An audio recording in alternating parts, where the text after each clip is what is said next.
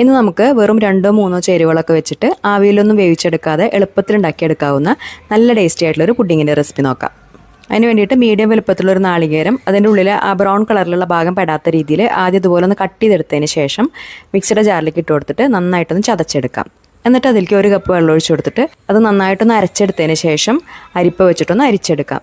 എന്നിട്ട് ബാക്കി വന്നിട്ടുള്ള നാളികേരത്തിലേക്ക് വീണ്ടും 1 കപ്പും കൂടി വെള്ളം ഒഴിച്ച് കൊടുത്തിട്ട് അതും അരിച്ചെടുക്കാം. അതിനുശേഷം അതിൽ നാളികേരത്തിൻ്റെ തരികളൊന്നും ഇല്ലാതിരിക്കാൻ വേണ്ടിയിട്ട് ഇതുപോലെ ചെറിയൊരു അരിപ്പ വെച്ചിട്ട് ഒന്നുകൂടി ഒന്ന് അരിച്ചെടുത്തിട്ട് അതൊരു സൈഡിലേക്ക് മാറ്റി വയ്ക്കാം. ഇനി ഒരു അടികട്ടിയുള്ള പാത്രത്തിലേക്ക് 1/4 കപ്പ് കോൺഫ്ലോർ ഇട്ട് കൊടുത്തിട്ട് റെഡിയാക്കി വെച്ചിട്ടുള്ള നാളികേരപ്പാൽ മുഴുവനും കുറച്ചായിട്ട് ചേർത്ത് കൊടുത്തിട്ട് ആദ്യം കട്ടകളില്ലാത്ത രീതിയിൽ നന്നായിട്ടൊന്ന് മിക്സ് ചെയ്തെടുക്കാം. അതിനുശേഷം 1/2 കപ്പ് പഞ്ചസാരയും 1 നുള്ളു ഉപ്പും ചേർത്തിട്ട് വീണ്ടും ഒന്നും കൂടി ഒന്ന് മിക്സ് ചെയ്തിട്ട് പിന്നെ അടുപ്പത്ത് വെച്ചിട്ട് അത് നന്നായിട്ടൊന്ന് കുറുക്കിയെടുക്കാം. ലോ ഫ്ലെയിമിൽ വെച്ചിട്ട് കൈയെടുക്കാതെ കുറച്ച് സമയം ഇളക്കി കൊടുക്കുമ്പോൾ അതൊന്ന് കുറുകി അതിലിതുപോലെ ബബിൾസ് വന്നു തുടങ്ങും. അപ്പോൾ ആ സമയത്ത് ഫ്ലെയിം ഓഫ് ചെയ്തിട്ട് നമ്മൾ ഏത് പാത്രത്തിലാണോ പുഡിംഗ് സെറ്റ് ചെയ്യുന്നത് ആ പാത്രത്തിലേക്ക് മാറ്റിയിട്ട് പിന്നെ അത് അങ്ങോട്ട് ചൂടാറി വരുമ്പോൾ ഒരു 3-4 മണിക്കൂർ ഫ്രിഡ്ജിൽ വെച്ചിട്ട് നന്നായിട്ടൊന്ന് തണുപ്പിച്ചെടുത്താൽ നല്ല ടേസ്റ്റി ആയിട്ടുള്ള തേങ്ങാപ്പാൽ പുഡിംഗ് റെഡിയായി. വായിൽ വെച്ച് അലിഞ്ഞു പോകുന്നൊക്കെ പറയില്ലേ, ആ രീതിയിലുള്ളൊരു പുഡിംഗ് ആണ്. എല്ലാവരും ഉണ്ടാക്കി നോക്കുക.